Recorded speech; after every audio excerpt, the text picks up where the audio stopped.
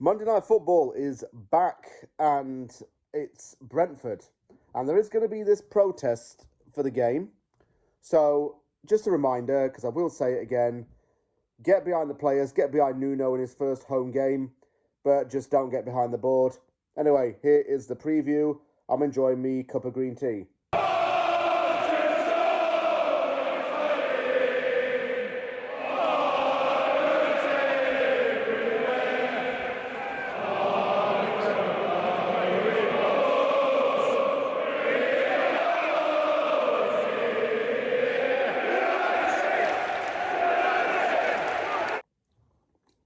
I always make a good one. That's once again bloody nice.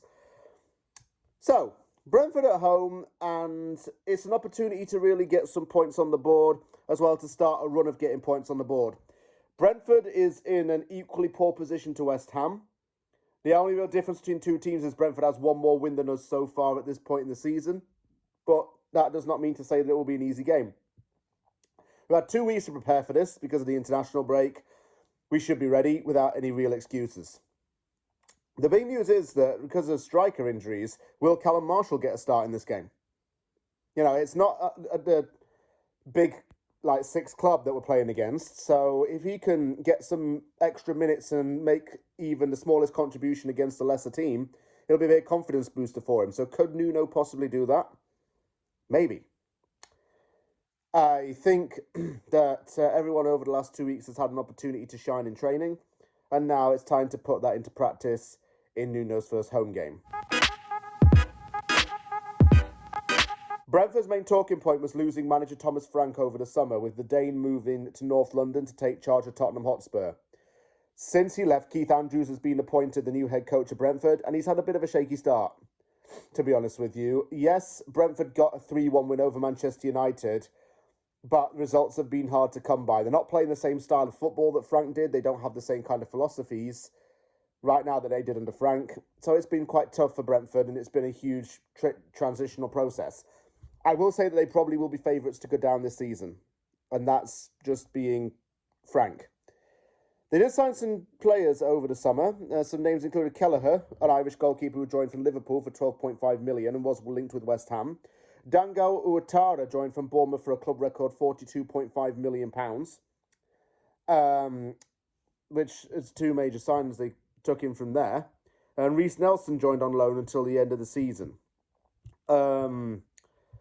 Season started off with a 3-1 loss to Nottingham Forest, when Nuno was in charge of Forest, by the way, and Forest sacked Ange, so they've got a 1-0 win over Aston Villa, but since then, they're conceding 2 or 3 goals a game. And that suggests a leaky defence.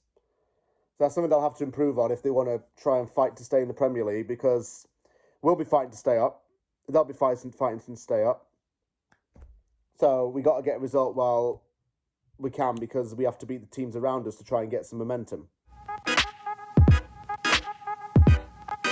Some players that do stand out to me are Nathan Collins, the captain, because he scored against us, was it 2 years ago?